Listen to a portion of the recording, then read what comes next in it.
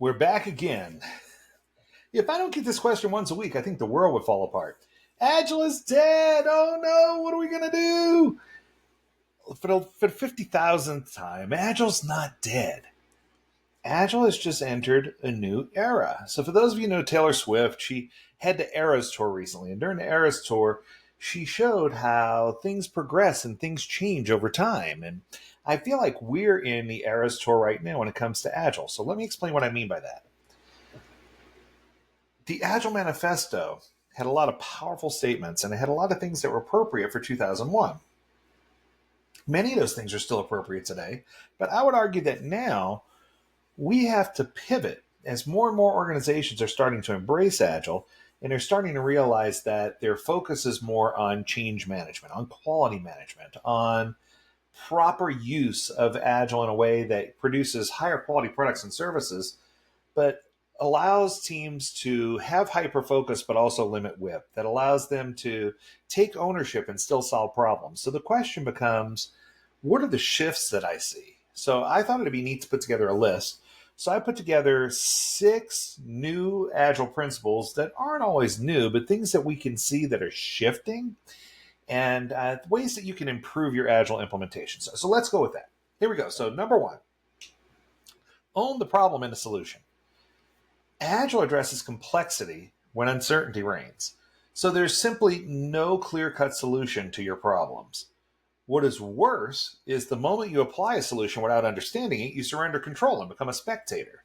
So the first principle stands to understand and fully accept that the only person who can decide what the solution might be is the person who's the closest to the problem. It's me. Hi, I'm the problem. It's me. Meaning it's you, right?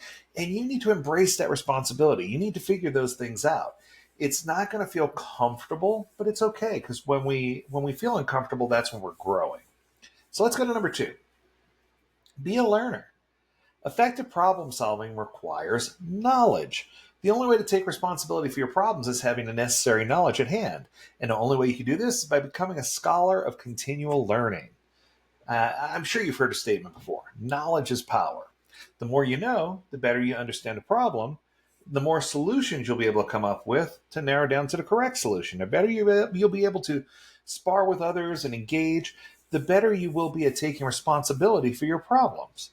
I think this one is so important because what I'm seeing is a shifting in learning as well.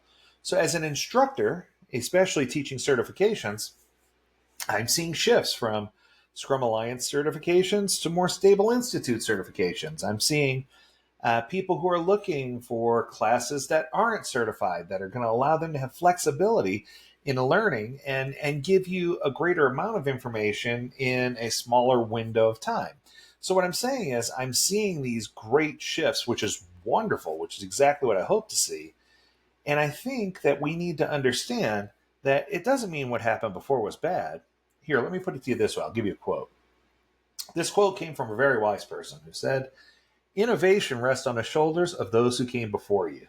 So if you're trying to innovate, it's not because what somebody did before you was wrong. It's just because you're innovating what they did, and what they did was good. There it is. Number 3, be critical. Knowledge is merely information. To wield knowledge effectively, you need wisdom. Wisdom comes from skepticism, asking questions, being aware of assumptions, deep analysis, seeking diverse perspectives, and engaging in thoughtful discussion, striving to understand the context and the limitations of the knowledge you have. Strive to discover the gaps in your knowledge. Figure out where you have learning gaps. Being critical is the only way you're going to discern what the value and applicability is of any knowledge. So you got to figure that out, right? You got to figure out how it's going to work. Command number 4, be creative. Complexity means continuously facing novel problems that demand original solutions. That can only happen with creativity and experimentation. Accept that. Realize that. That's the job. That's what you need to do. Again, you may stand on the shoulders of geniuses, and most of what you create may be derivative, but in the context of your particular problem, the solution will always be an act of creation, something unique. Coming at number 5, be humble. Wielding the previous principles effectively will do awesome things for your self-confidence, but don't let it run away with you, right? Don't let it run away from you. Solving problems will become a game that you love to play. But beware, because arrogance is fatal. The only way to remain effective is by embracing humility and always accepting that whatever you come up with may fail and probably will fail. And there's always room for improvement. Humility is the foundation of continuous improvement. It leads to the need to experiment and to validate your thoughts and to second guess yourself. A quest to make absolutely sure that your solutions truly work. What I can tell you is for a number of years, while I was trying to establish credibility and establish myself in the Agile workspace, humility was not my jam. I needed to establish myself as a professional, as an industry thought leader, as someone who knew what was going on. But then as soon as I did, I let humility come in and I took a backseat. And I feel like that was so critical. It was probably one of the most critical pieces of my growth process, where I was able to then be charitable to others and extend things to others that I couldn't extend before and behave with greater humility. It really is a big deal. And that leads to number 6, which is be a teacher. Last of all, be a teacher. That sounds weird at first, right? But the truth is, teaching solidifies understanding. Teaching, whether through your teams, through writing, through presentations, mentorship, production of a podcast, it forces you to articulate your thoughts clearly and forces you to structure your knowledge and identify gaps in your understanding. That is the true sign to mastery of your profession. This is the reason why I love teaching. This is the reason why I love offering both certified and non-certified classes.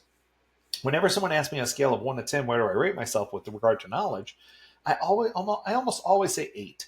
And people are taken back by that. They're like, but you're the expert.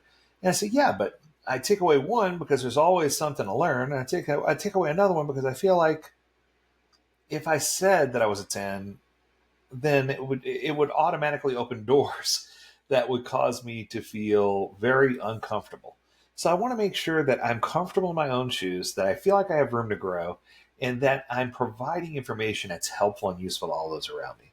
So there you have it, 6 principles for complexity and for the next phase of where agility is going, where business agility is going to take us. Practice it wherever you can, at work, at home, in your hobbies. Make it part of your muscle memory. Make it something that you do. And I think that if you do these on a personal level, it's going to help you do it on a professional level or vice versa. So this doesn't just apply to what you're doing. Think about the Scrum values. Think about how you're going to apply them. Think about true business agility and think about how these factors will work into what you're trying to do. That's going to do it. I hope that you enjoyed this episode. If you have a topic you want us to discuss, learn more at AgileDad.com. We would love to hear from all of you. And as always, we encourage you to stay healthy, stay well, and stay agile, my friends. Until next time, do take care.